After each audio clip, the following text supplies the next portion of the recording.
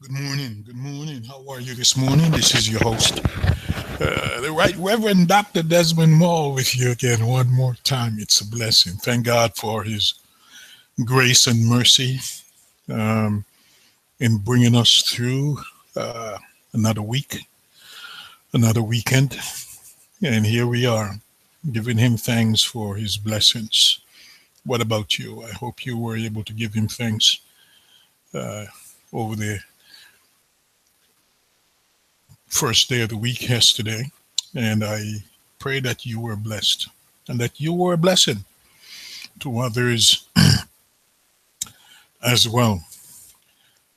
Family 360, we are here to teach, encourage, equip, prepare you for better life in your home, in your marriage, in society, in your church, wherever you are as a human being. We pray that these teachings, I pray that these teachings will enhance your ability to more significantly contribute to correcting the wrongs and the misperceptions within your life, within your home, within your own faith. Thank God for His Word, and it is His Word that enables us on a day-by-day basis to move forward and move ahead.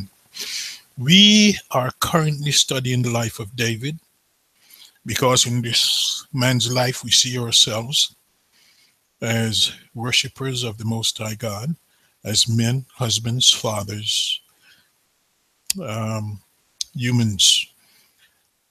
David had some tremendous success, but also he had some tremendous mistakes. We have looked at his success from being called, from being a shepherd to where he became king of a united Israel and had conquered many, many of his enemies.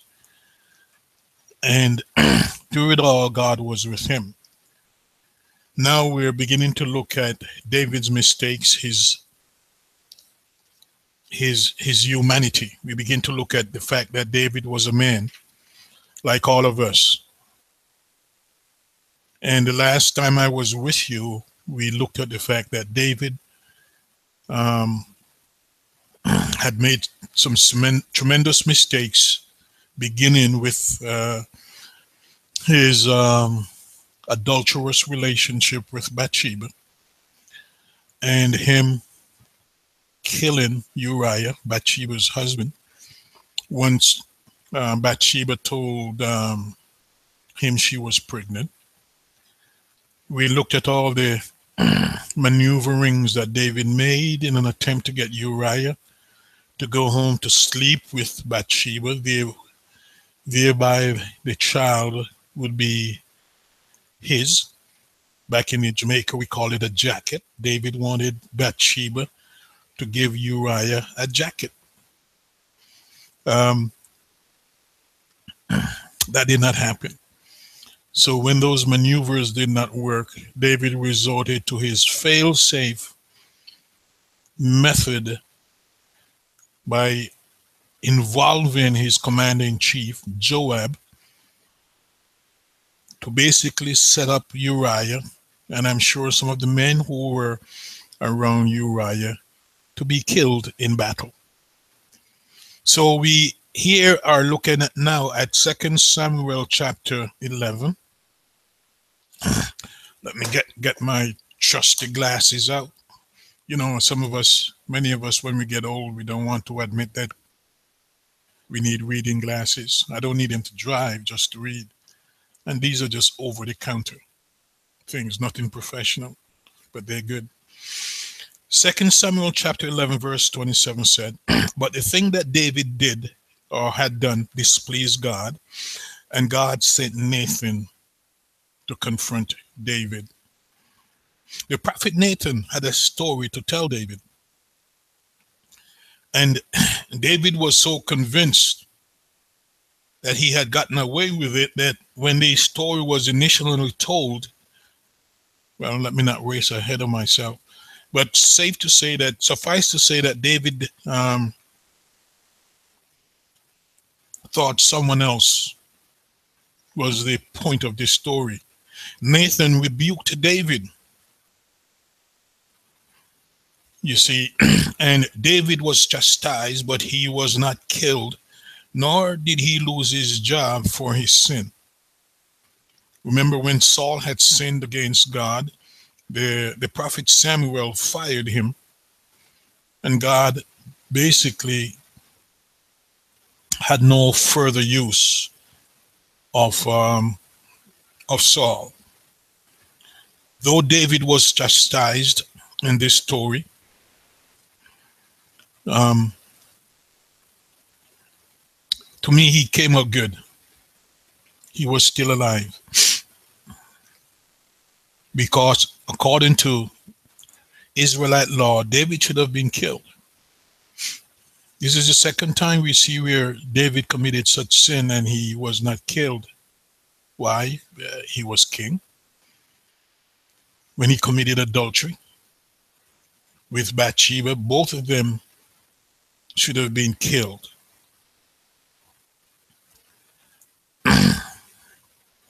So the result of this sin of adultery and murder by David was that his personal life was going to be a mess. His personal life,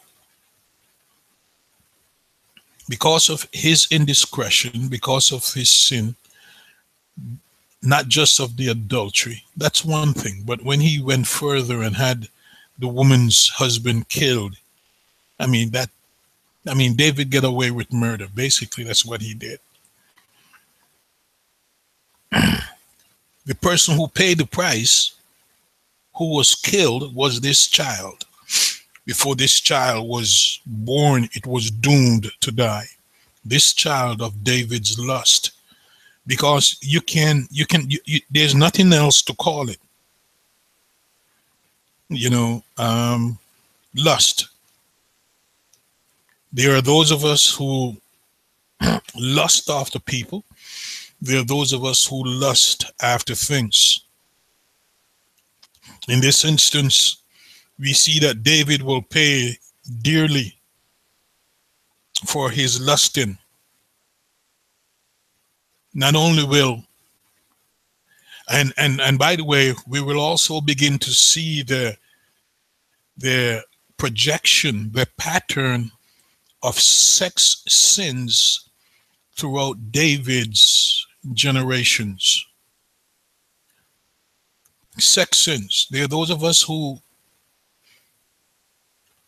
come out of families or who are living in families where there are patterns of misdeeds, patterns of wrongs, patterns of evil, whether it has to do with crime, murder, such as in the case of David, whether it has to do with incest, rape, molestation.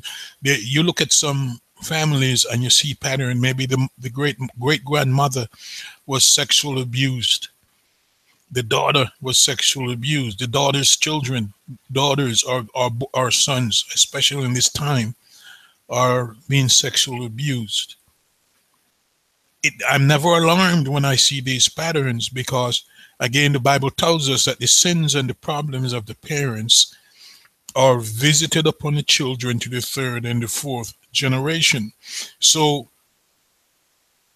we begin to see patterns of sex sins in David's family.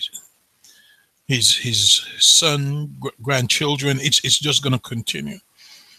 And unfortunately, when you turn a blind eye, as David did, that pattern just easily transition to the next generation. Sex sins are not things that you ignore. Sexual sins in your family, you don't ignore them. You don't pretend that they're going to go away. You don't sweep them under the rug. They're going to linger and they're going to cause serious problems. There are some women, especially more so than men, who have been emotionally damaged, scarred for life because of sexual abuse, molestation, rape, incest. Similar with domestic violence, we see domestic violence runs from generation to generation. I think, yeah, I got a family, brand new family who just came in. Their genogram is still on my board, and you look at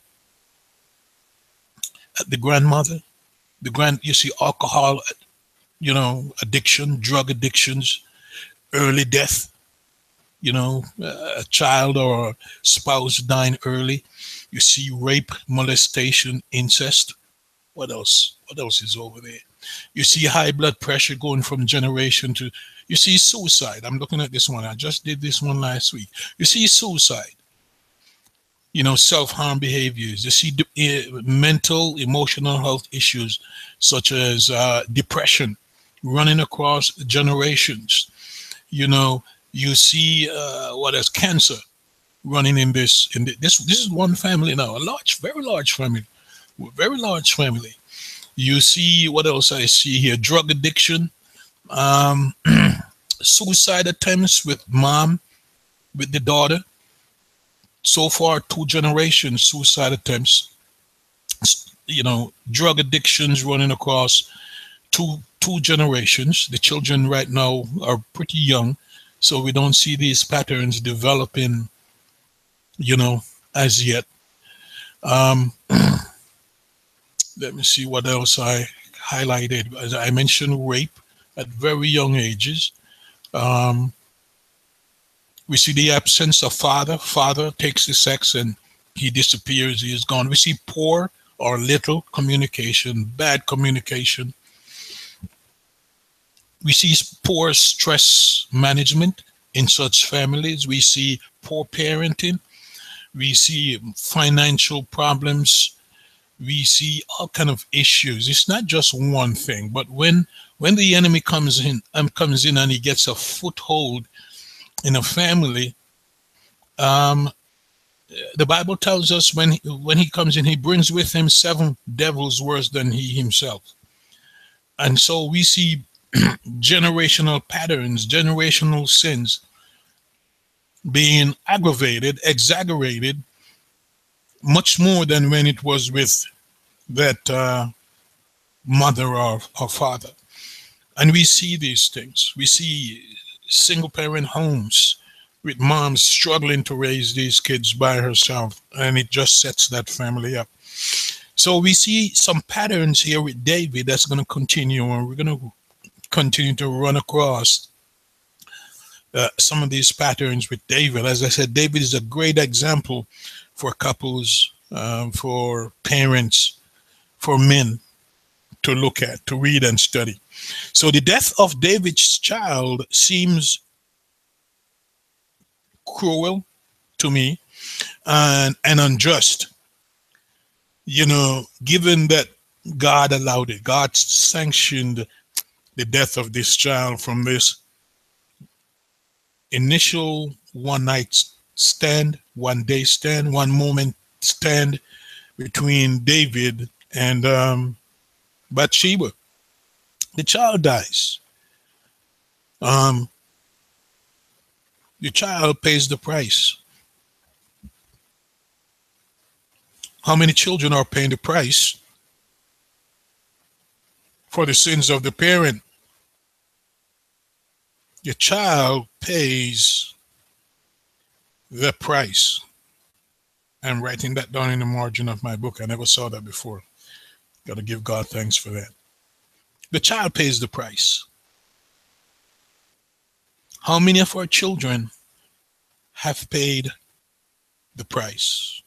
How many of us, you and I included, maybe your parents going back, maybe their parents 3, 4, 5 generations going back, have paid the price for the sins, the errors, the mistakes of their parents?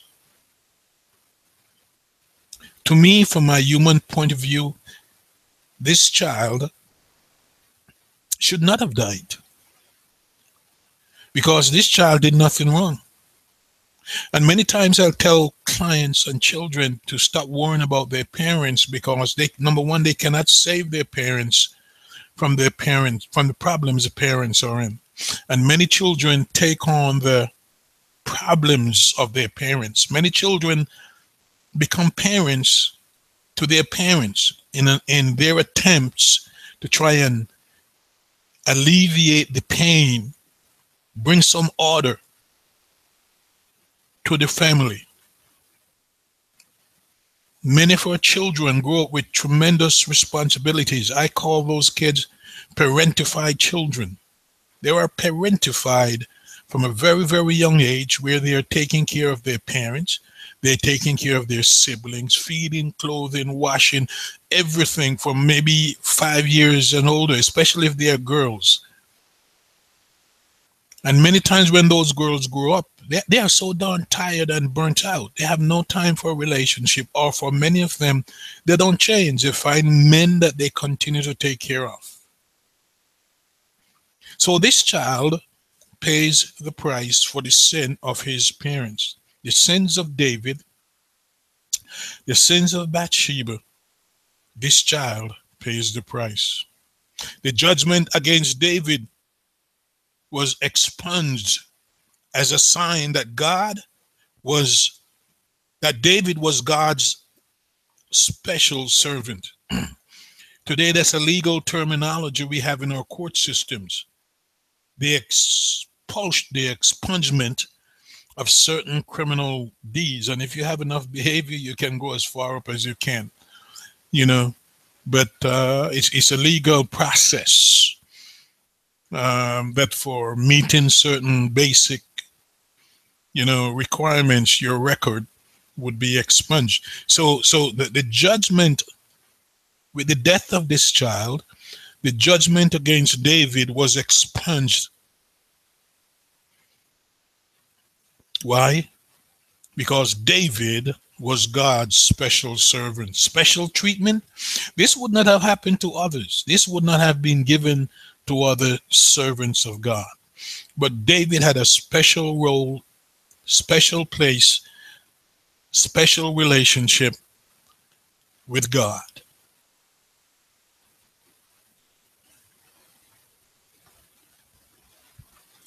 So it was God's right to give and take life. It's Job who said, "The Lord giveth and the Lord taketh away. Blessed be the name of the Lord." Every child, when you lose a child, it's hard. Sometimes I dread it, when I hear all kind of craziness going on in the world. If my children or grandchildren should be caught up in all of that and they lose their lives, how would I react? I can't imagine the pain that a parent goes through when they lose a child. Can't imagine living with that. But we see here that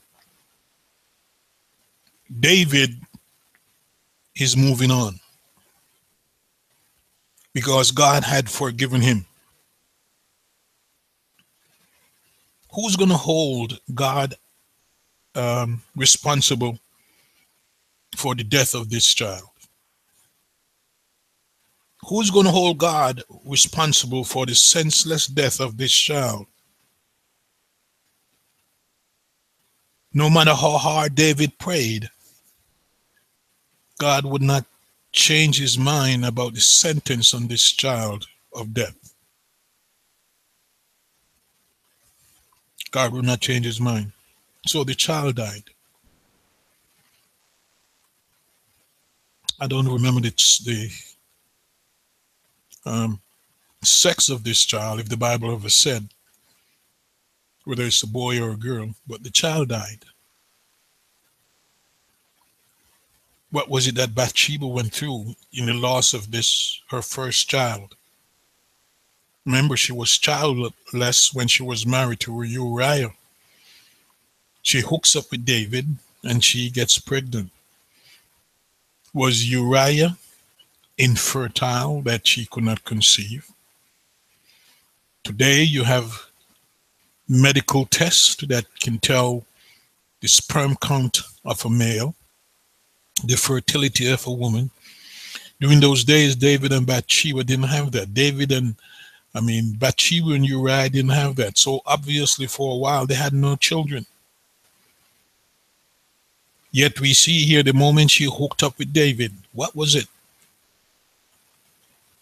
David impregnated her, but in the end, she's going to lose this, her first child. What was the trauma, that she went through? We see David's trauma. We see where he mourned and he fasted and he prayed that God would spare the child. But that was not to be.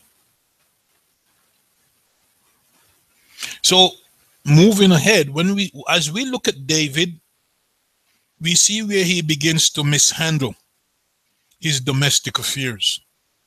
David, the great warrior king, worshiper, priest, he did not handle well the problems of his family. Joab was doing a tremendous job on the battlefield. David stayed home. You would think David had more time to give to domestic situations at home. Joab was successful against the Ammonites without David. But also Joab knew the king was at his best when fighting.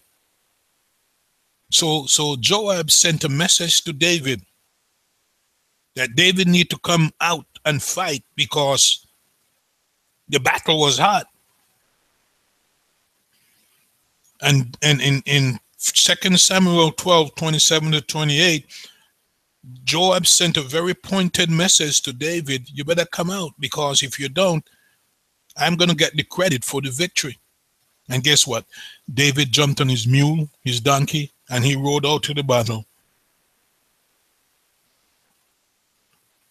David had to be pushed, prompted, urged, jarred into the reality by his best friend, Commander-in-Chief Joab, that he need to get back to business, to the thing that he was good at. So not only did David take the city, he also put the spoils of war and the captured people to good use as laborers. That was David's strength. David was not a good family man. And sometimes many wives expect certain things of their husbands. The husbands were not trained, they were not prepared.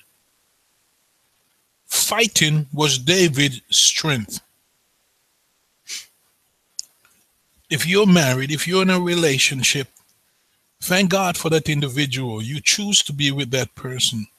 No, Paul said we must live with each other according to knowledge. Know the strengths of your spouse and appreciate them.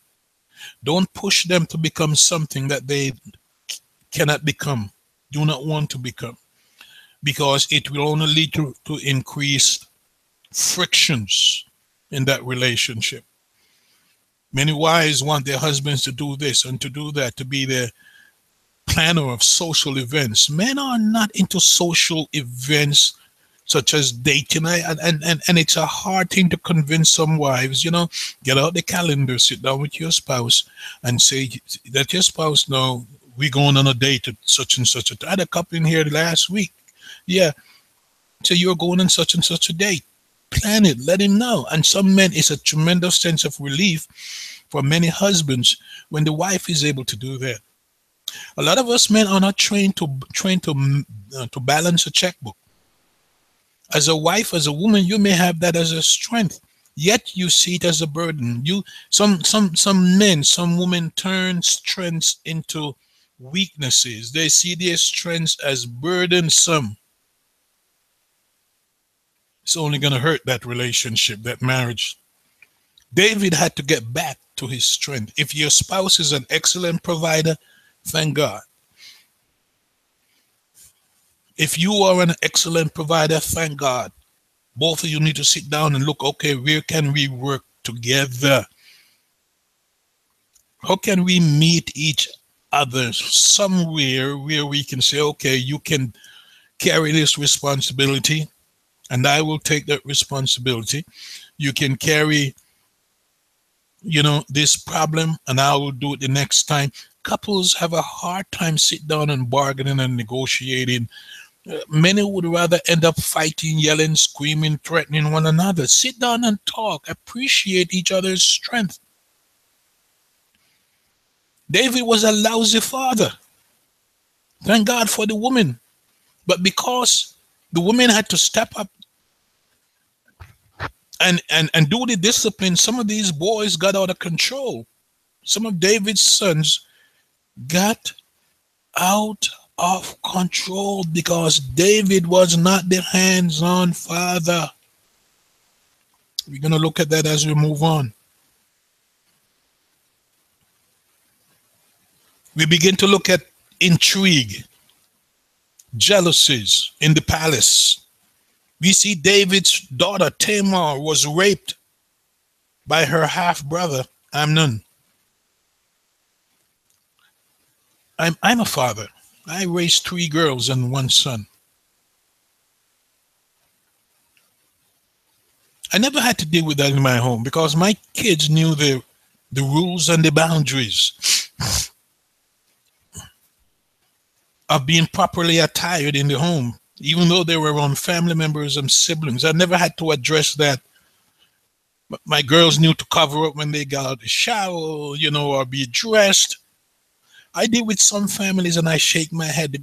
The kids, the girls run around the house naked. They got a brother there. Our brothers, they run around the house naked or half naked. I had one family in which the daughters would flash, quote unquote, flash the brother. And what do you think happened? What do you think happened? It's not a joke. It's not something to laugh at. You can't just say your kids are playing because one day it's going to develop into something more serious. You nip that in the bud. You stop it. Boundaries.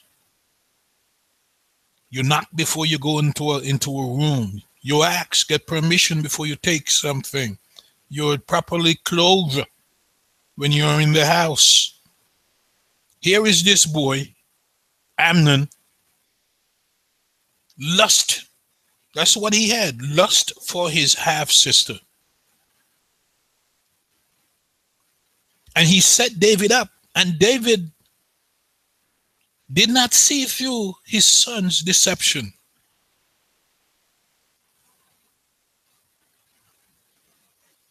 And when this girl was raped by her half-brother, David heard about it. David did nothing. It was a violent rape. He forced her. The girl was a virgin because during those days, virgins wore a certain colored dress. This girl, I'm sure in her teens, was a virgin. Her brother Amnon was smitten by her beauty. He fell in love with her. In those days, it was okay if brothers and sisters fell in love. He could have gone and talked to David about it. But the selfishness of this man, the selfishness of Amnon is going to lead to the rape of his sister and his eventual death by Absalom, Tamar's full-fledged brother. Siblings at times cross boundaries. Siblings cross sexual boundaries in the home.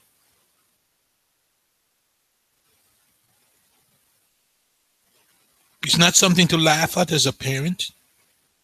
It's something to monitor. You see any indication, you jump on it right away. Don't wait like David and make that mistake. It will lead to serious consequences. So Abner decided to rape his sister, and it was not pretty.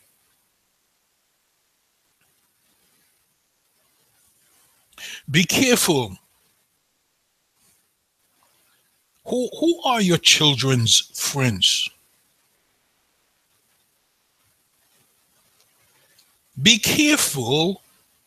Do you know your child's best friend? Amnon had a best friend. His name was what? Jonadab. He was the cousin to Amnon. Crafty, sly, mischievous, evil. And Amnon turned to his cousin, solicited his advice how to go about getting Tamar to his house so he could rape her. Do you know your children's friends?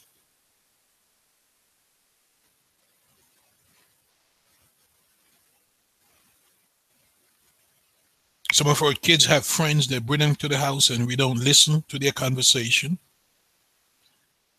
We let them hang out in their bedrooms, do all sort of stuff with the door closed.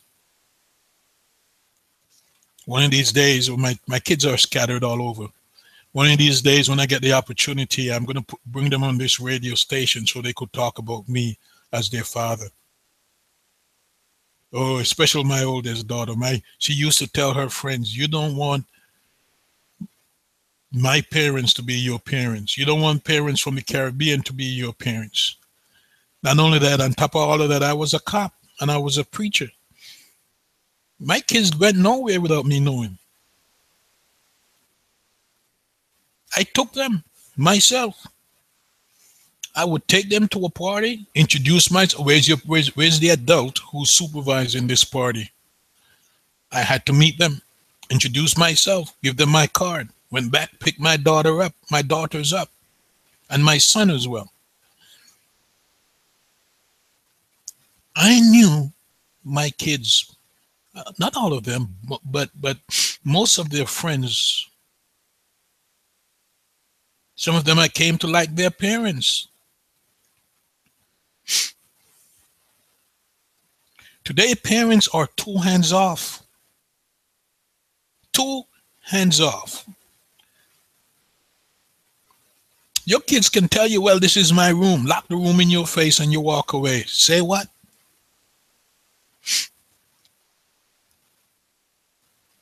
Which one of you, as a mother or father, allow your child to believe that they can do, say whatever, that room is theirs? You want your own room, you need to go down the street or go across town, rent some place for yourself. That's your place. As long as you come into my house, hey, Ma, I'm the owner. You do what I say. You can do some things within reason. But your room, I used to go to my kids' room when they were at school, turn the beds over, look under the mattresses, go through their drawers to see what's in them, especially when they became teenagers and I had these different friends. Oh, yeah. Didn't have a problem. Thank God for doing that, because my kids today, man, God bless them. I think my oldest daughter is worse than me as a parent. One day she called me and said, Dad, I'm going to throw my oldest daughter, who was at that time 11 or 12, I'm going to throw her through this wall. I said, what'd she do? Oh, she went to school and she stole a candy off the teacher's desk. Lord have mercy. A piece of candy the girl took from the teacher, and my daughter, was raging mad. I said, no, you calm down. Just talk to her. Yeah. And she runs her house. She's worse than me, like a sergeant. I love when I go up to the house. Kids are so behaved, mannerly.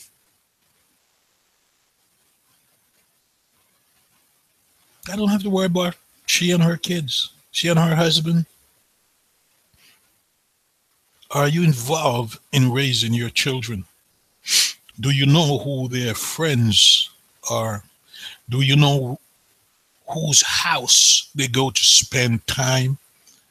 They sleep at overnight. Do you know the influence of those kids? Do those kids disrespect their parents? Do they call their parents out of their names? Because sooner or later, if your child's best friend cusses, disrespects, assault their parents, sooner or later your child will try the same thing.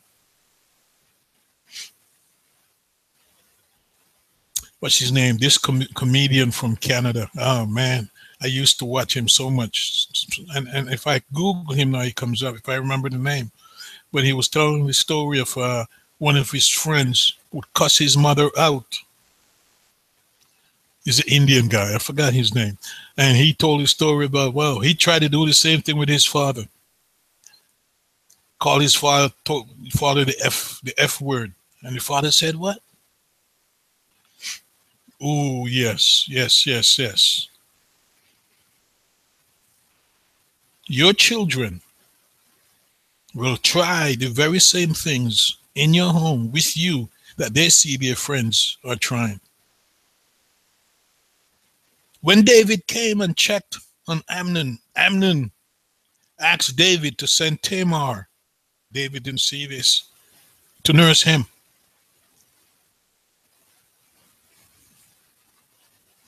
David, unsuspecting, allowed Tamar to tend to her brother Amnon's needs.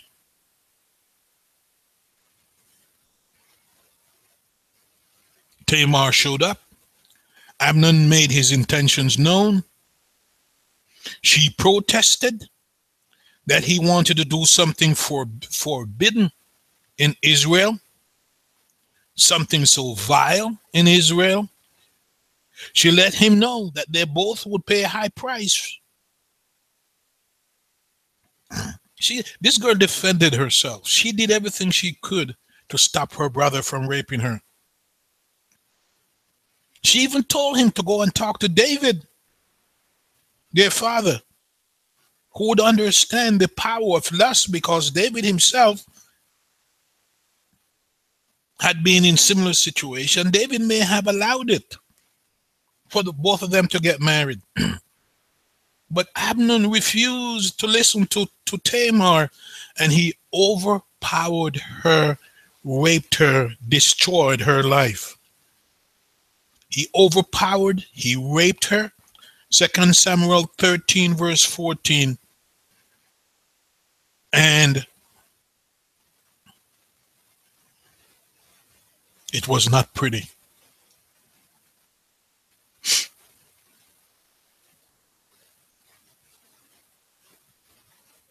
It was not pretty for this young girl.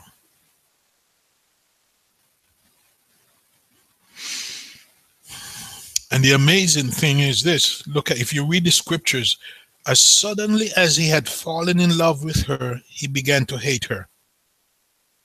You see, that's what lust is. It's not love. Lust is not love. A man will sleep with you because it's lust. A woman will sleep with you because and they will get up from you and go sleep with the next person. Lust. The same day. It's lust, not love. It's not respect. It's not regard. As suddenly as he had fallen in love with Tamar, he now hated her, and he kicked her out his house. He ordered her to leave. The shame, the embarrassment for this young woman. And at one moment he was in love with her, when he could not have her, excuse me. But the moment he was able to have her, see my big bottle of water? The moment he had her, the moment his lust was satisfied, he kicked her out.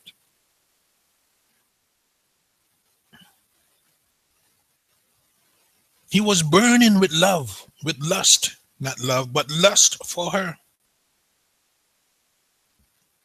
From afar, from a distance, he was all over this girl. But as soon as his lust was satisfied, he had no further use of her. You see, that's why rape is nothing more than power grab. It's anger. It is power. When a man rapes, he's an angry man. When a man rapes, he wants to exercise power over that victim. He's angry and he wants to take out his anger on that victim. That's why some victims are killed and they are mutilated, by a rapist. And you give that rapist another chance, he's going to keep raping. You have serial rapists out here because they keep raping because, okay, they committed the rape. It did not satisfy them, you see, because they have a deeper need. They hate themselves. They hate their life. And so they keep on abusing. They search out victims as young as infants, newborn babies. Sometimes it has nothing to do with gender. Sometimes the rapist doesn't care about the sex of the child, the age of the child, the circumstances of the child. A rapist is a rapist who just wants what he wants or she wants. It's not just men that rape, but nowadays women. You know what amazes me? So many teachers here in America, women teachers, are being charged with raping, sexual abuse of their students. Every day you go to the internet, you read the news, you see it. Married women, single women, good-looking women, ugly women, women in their 20s, 30s, 40s, 50s. It's all over the internet every day, every school district.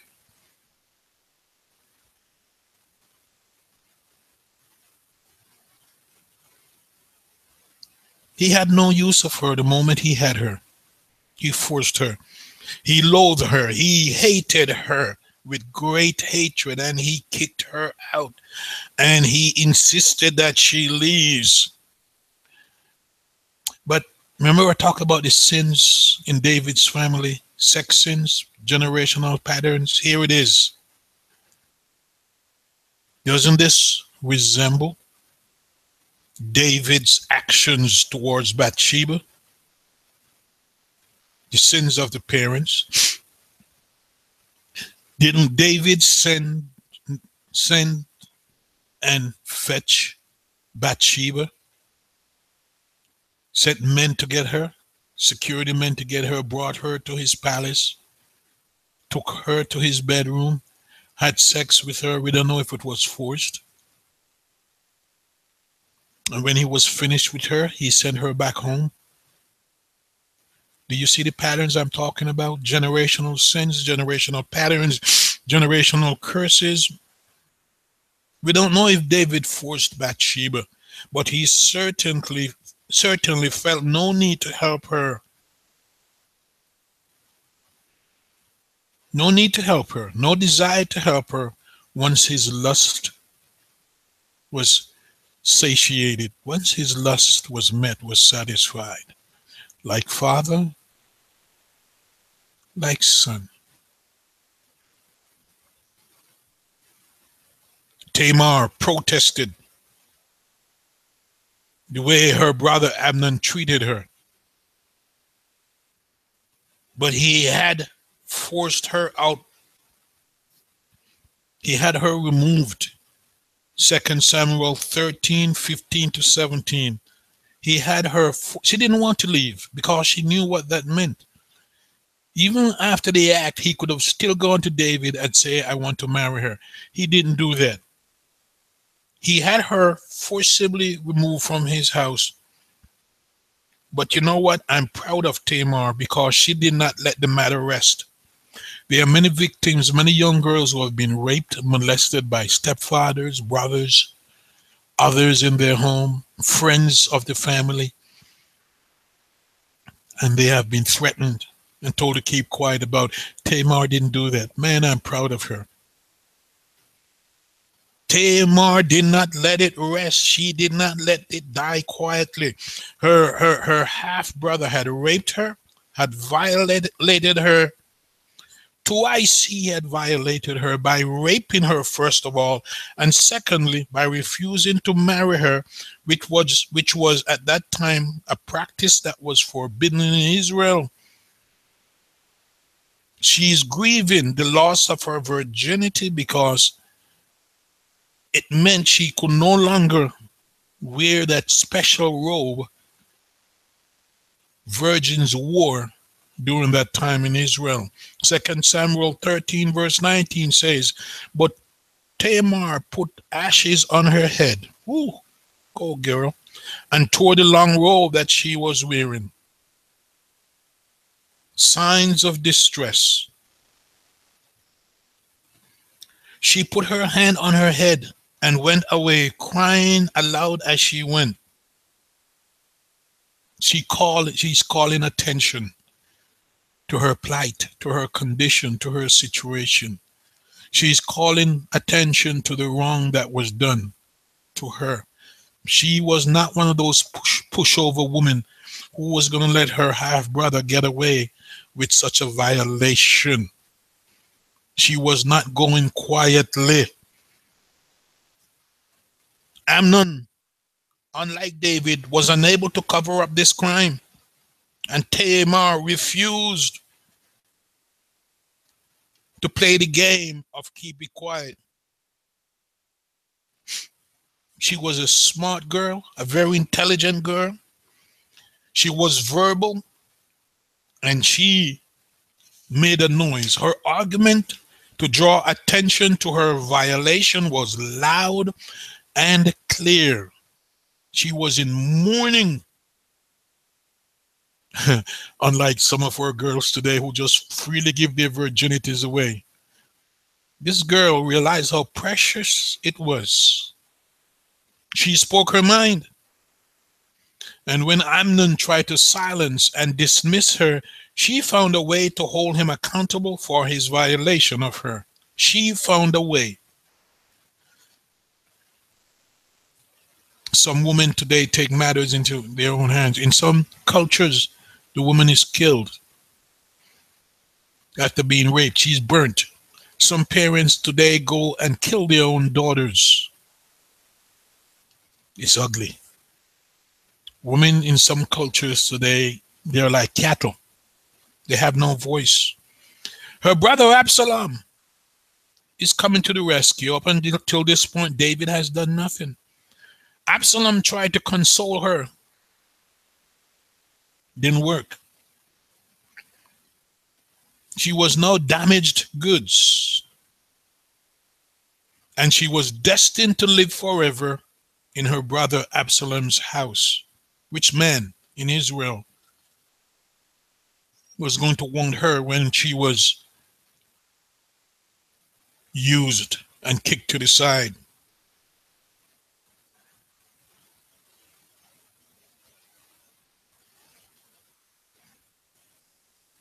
She had to live the rest of her life in the house of Absalom. When David learned of what had happened, the Bible said he was angry, but he didn't do anything. What was he angry about? Was he angry that he had allowed Tamar to go and visit Amnon? Was he angry with himself for not having read what Amnon was up to? Was he angry that, what? I don't know. He was angry. David said not a word. He took no action on his daughter's behalf. 2 Samuel 13:21. He took no action. He said not a word to his son Amnon for his rape of Tamar, David's own daughter. Was David guilty? Was David conscious that his lust for Bathsheba may have led to his son now raping his own daughter? Was that why he was angry? Why you think David was angry? This David who had committed a similar violation and should have faced consequences, severe, he did nothing. He did not talk to Amnon, nor did he comfort Tamar. Who had to comfort Tamar? Absalom, her brother. David, who always had a plan, appeared helpless to take care of his family business. The woman, Tamar, was put at risk, maybe by David's own neglect. And when she was victimized, when she was violated, David did not call, David did not visit. David said not a word to her. David said not a word to her rapist. But trouble was coming. Absalom was in the background, seething with anger, boiling with. He tried to comfort Tamar, didn't happen. He tried to comfort his sister. It did not go over.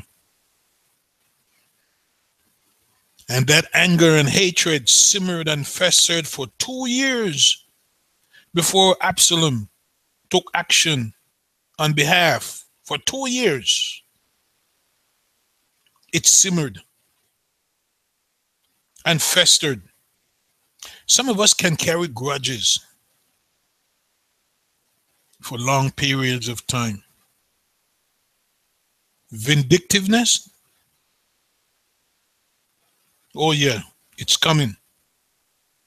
Some people are patient enough to wait you out until they are able to catch you when you are most vulnerable, when you're weakest. 2 years, Absalom was in no hurry. He waited. And Absalom, in the same way that Amnon manipulated David,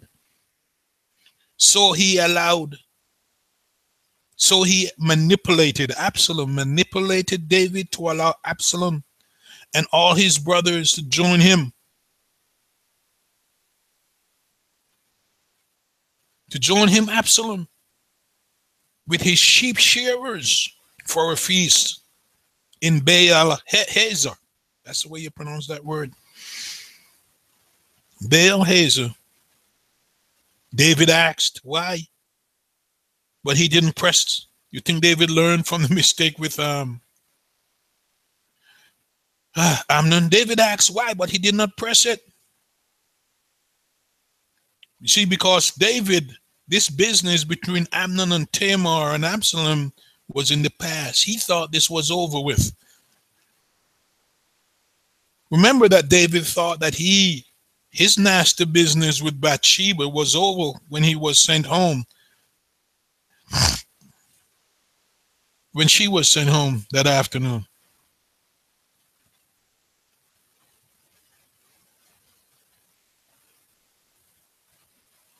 Do you see how David is being manipulated? By both his sons so far. By Amnon and now by Absalom. Murder is in the air within this family. Murder is in the air in this family. As I wrap up today's session, we're going to come back and start over again tomorrow. Man, exciting stuff. You don't have to wait to enjoy life again. Many Christians and non-Christians struggle too long with mental health and relationship problems that affect their lives daily. Every day you live with these conditions that affect your life. You can change this. It's never too late or too early to seek help, support from a licensed professional, Christian or non-Christian, who has the knowledge and skills to empower you to enjoy life again. You're not alone. We've been there. Many of us have survived. We can use our survival skills or knowledge or expertise to help you every step of the way. Here at Family 360, we understand and we can help. If you're in the local area, there are many reasons people wait before reaching out for support. Some of the reasons can be you may be experiencing problems such as depression, sexual abuse, domestic violence, marriage problems, anxiety, some form of trauma, stress. You may be experiencing burnout. You may feel suicidal or homicidal. You may be at a place where you may feel hopeless. You may have been a victim of violence. You may be experiencing unforgiveness, going through a divorce. You may be having sexual issues, loneliness, resentment. You may even be having parenting problems, all kinds of addictions. Your anger, your rage is out of control. You're bitter. You're feeling guilty. You're feeling shame. You may be an insomniac. You can't sleep. You can't focus. You feel stuck. And there are many other problems. These are symptoms which may seem insignificant now, but over a longer period of time, they can have significant effect on your life and on your family. You may think that how you feel isn't bad enough and that you're exaggerating or making a fuss over nothing. The result is many people wait until things get more extreme. It's okay to take action when you have these symptoms at first sign. Simply talking about it out loud to someone can often clarify your many doubts. Finding the right mental health professional to talk to who understands can be daunting. Your medical doctor, pastor, friend, family member, co-worker is the first person we recommend that you talk to. This is because this person you will already have a relationship of trust with, hopefully. Empowering yourself to get the most out of life is a healthy thing. Talking things through with a licensed mental health professional here at Family 360 or with your medical doctor is the first step towards recovery. Go get some help. There is help. Help is available. A mental health assessment is a way to begin to find out the root cause of some of your problems. And reach out. Reach out to somebody for help. You are not in this alone. You are not in this alone. There are many professionals out here who can help you. So until tomorrow, this is Dr. Maul from Family 360 saying, God bless you. Reach out, get some help. And I'll see you tomorrow. Be safe. Okay? Bye-bye.